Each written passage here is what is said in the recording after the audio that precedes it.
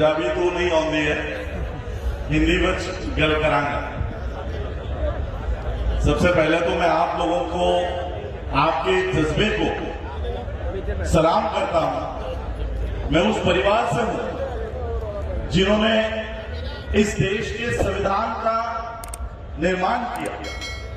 Doctor बाबा साहब अम्बेडकर जी का परपोता होने के नाते मैं आप लोगों के इस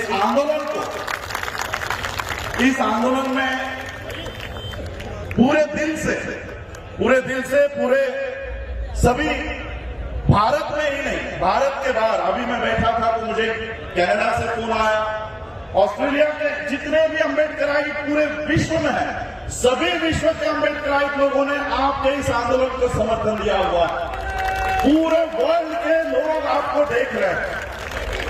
ये मोदी सरकार में आने के बाद पूरे देश भर में एक डर का माहौल था और खासकर बाबा साहब को मानने वाले लोगों में एक डर था कि ये मोदी संविधान को हटाने की कोशिश कर रहा है, लोकतंत्र को हटाने की कोशिश कर रहा है। डॉक्टर बाबा साहब अम्बेडकर जी ने इस देश को संविधान देते समय ये डर महसूस किया था कि लोकतंत्र को इस देश में हम दे रहे हैं, लेकिन वो कब तक टिकेगा?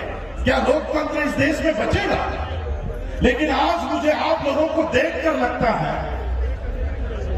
डॉक्टर बाबा साहब अम्बेडकर जी ने 1956 में यह डर महसूस किया था, लेकिन आज 2020 में पूरे कॉन्फिडेंस के साथ लेता हूं, मोदी नहीं, मोदी का बाप भी आ जाए, इस देश से लोकतंत्र कभी नहीं हटने वाला।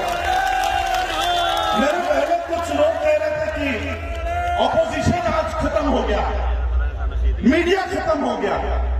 जिस दिन ऑपोजिशन नहीं होता उस दिन ये देश के लोग ऑपोजिशन का काम करते हैं। और आज ये संसद के लोग में ये देश के सभी लोग, सिर्फ किसान ही नहीं, इस देश का सिर्फ किसान ही नहीं, इस देश का मजदूर हो, विद्यार्थी हो, इस देश की महिला हो, सभी लोग आज इस कानून का विरोध कर रहे हैं। मैं बंबई से चलकर आया हूं, महाराष्ट्र में भी इसी तरह का काम, इसी तरह का दृश्य महाराष्ट्र में भी शुरू हो चुका है, हरियाणा में चल रहा है, पंजाब में चल रहा है।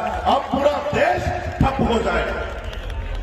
जब तक इस कानून को वापस नहीं लेते, जब तक इस कानून को पूरी तरह से बर्खास्त नहीं करते, तब तक हम अभी अपने इस स्थल से हटने वाले नहीं हैं। और इसलिए मैं आज आप लोगों के जज्बे को सलाम करने के लिए मुंबई से यहाँ पर चल के आया हूँ। और मुझे आज तहे दिल से खुशी हो रही है कि मेरा संविधान, बाबा साहब का संविधान इस देश से कभी नहीं हट सकता। जब तक वो आपके हाथों में है तब तक वो कभी नहीं हट सकता।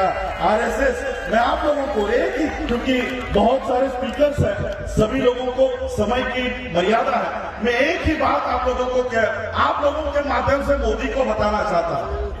मोदी को लगता है कि संसद में अब हम बहुमत में आ गए, 350 के ऊपर एमपी हो गए हैं, राज्यसभा में हम लोग बहुमत में आ गए। मैं मोदी से कहना चाहूंगा कि भले ही कितने भी बहुमत में तुम संसद में आ जाओ, कितने ही बहुमत में आप राज्यसभा में आ जाओ, लेकिन देश में हम बहुमत में है, देश में चलने नहीं देंगे, देश में घूमने नहीं देंगे, क्योंकि वहां पर हमारी संख्या ज्यादा है। और इसलिए आज आप लोगों के इस आंदोलन में मैं सहभाग होता हूं। और आप लोगों, क्योंकि समय की पाबंदी है, एक नारा देकर अपनी वाणी को विराम देता हूं। वाहिगुरु जी का खालसा, वाहिगुरु जी की फतेह। जो